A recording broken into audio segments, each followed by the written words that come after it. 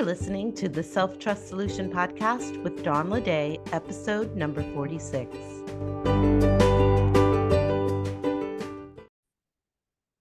Today, we're going to talk about owning your results in a way that builds self-trust.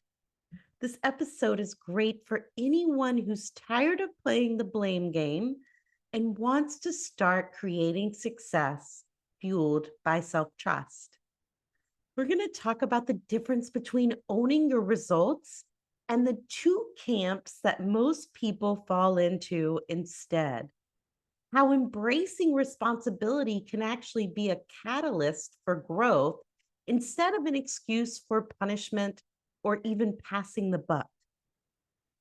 Where your energy is better placed to support both you and your goal. We're going to cover all of these things and more.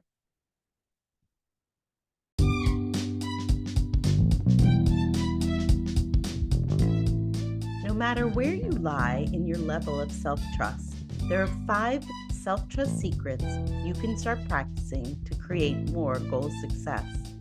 Get your free download today and learn the 5 simple secrets for harnessing self-trust to supercharge your goal success. Say goodbye to self-doubt and confusion and discover the keys to reigniting your passion for your goals. Grab your copy now at theselftrustcoach.com/5 secrets.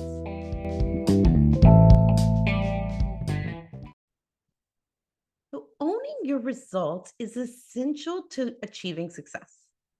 It means taking credit for not only the final outcome, but each result leading up to the final outcome. So each step along the way, we have the opportunity to create results that lead towards the final outcome.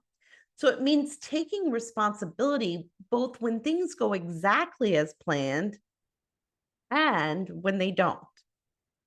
When I tell people this, often the response lands in one of two camps. In the first camp, you want to dive into shame and blame of yourself, which means you're confusing ownership and responsibility for judgment and self-flagellation. You find yourself making mass generalizations about yourself and your abilities. Maybe even dig for evidence from your past to support these generalizations. Imagine not meeting a deadline, and then you go and you start to think of all the previous times where maybe you didn't meet a deadline. That's the kind of evidence we start to provide for ourselves when we're confusing ownership and responsibility for judgment and self-punishment. In the second camp, you want to dive into excuses and justifications. And this is because you're confusing ownership and responsibility for judgment and blame. You may find yourself pointing fingers at situations and people for why your results aren't what you want. Maybe anger and resentment build as you start to collect evidence to support these excuses and justifications.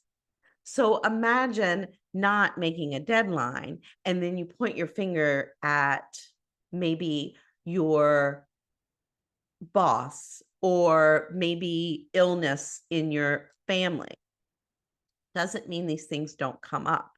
We're just, instead of focusing on finding reasons why we can't that are outside of ourselves, we want to bring that focus in, but without the blame, the justification, the judgment, the self-punishment.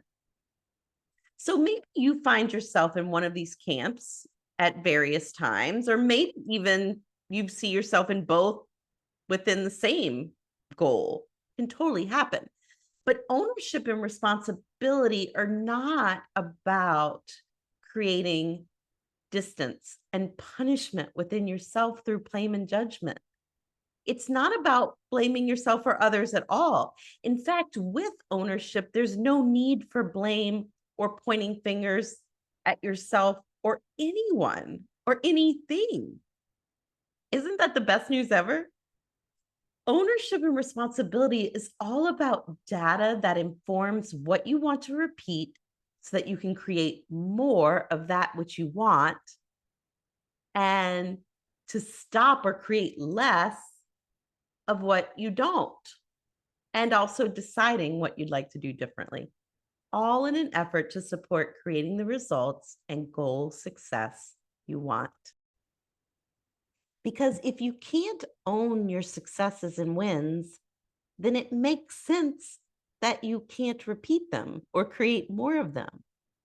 And if you can't own your misses or failures or underperformances, then it makes sense that you can't transform them. And the truth is that the judgment and blame, the excuses and justifications just get in the way of getting a good look at the data you need to move forward.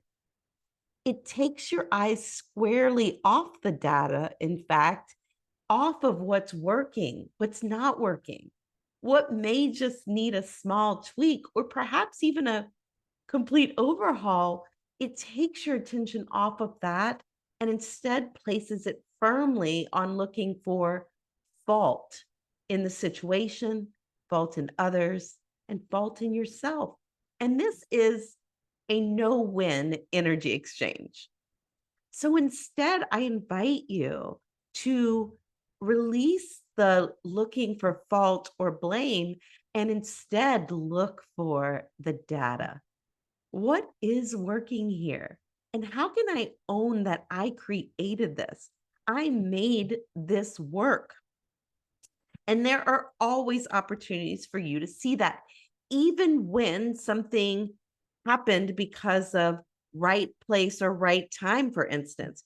You had to put yourself in that place. You had to make yourself available to that time.